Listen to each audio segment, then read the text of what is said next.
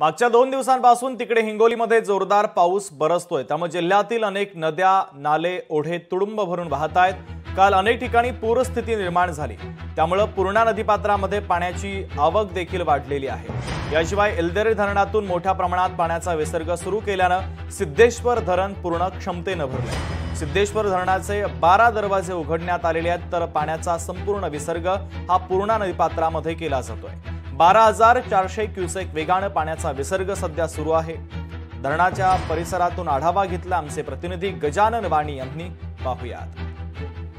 सिद्धेश्वर धरणाच्या पाणी पातळीत वाढ झाल्यामुळे सिद्धेश्वर सध्या धरण जे आहे ते 100% भरलं आहे। या धरणाचे आता जे आहे ते 12 दरवाजे सोडण्यात आले। बघू शकता की मी धरण परिसरामध्ये आहे। एक ड्रोनच्या माध्यमातून आपण बघू शकताय की या धरणाचे सध्या एकूण 14 दरवाजापैकी जे आहे ते 12 दरवाजे या ठिकाणी पूर्ण नदीपात्रामध्ये जवळपास 12,400 क्युसेक वेगाने जे आहे ते पाण्याचा विसर्ग सध्या सुरू आहे। पहिल्यांदाच या पहिल्या पावसामध्ये जे आहे ते जवळपास जिल्ह्यामध्ये मागील 8 दिवसापासून जे आहे ते जोरदार पाऊस पडतोय आणि पडत असलेल्या पावसामुळे या ठिकाणी जिल्ह्यातील तिन्ही धरणांच्या पाणी पातळीमध्ये चांगली कमालीची वाढ झालेली आहे आणि सध्या सिद्धेश्वर धरण जे आहे ते 100% भरलेलं आहे।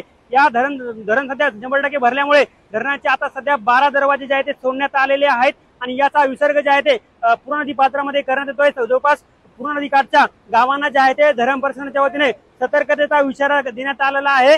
बघू शकता की या धरणावर सध्या पाणी आपल्याला पाहायला मिळते। जवळपास गेल्या वर्षी धरण भरलं होतं, मात्र यावर्षी पहिल्यांदाच चांगला पाऊस झाला आणि त्यानंतर जे आहे ते आता 12 दरवाजे सोडण्यात आलेले आहेत। त्यामुळे या भागातील शेतकऱ्यांना जे आहे ते मोठा फायदा झाला आहे, कारण की संपूर्ण शेती याच धरणावरती अवलंबून आहे। त्यामुळे शेतकऱ्यांना देखील मोठा दिलासा मिळाल्याचं पाहायला मिळते।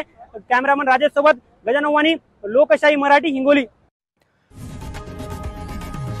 लोकशाही मराठी ऐका, पहा, जागरूक रहा।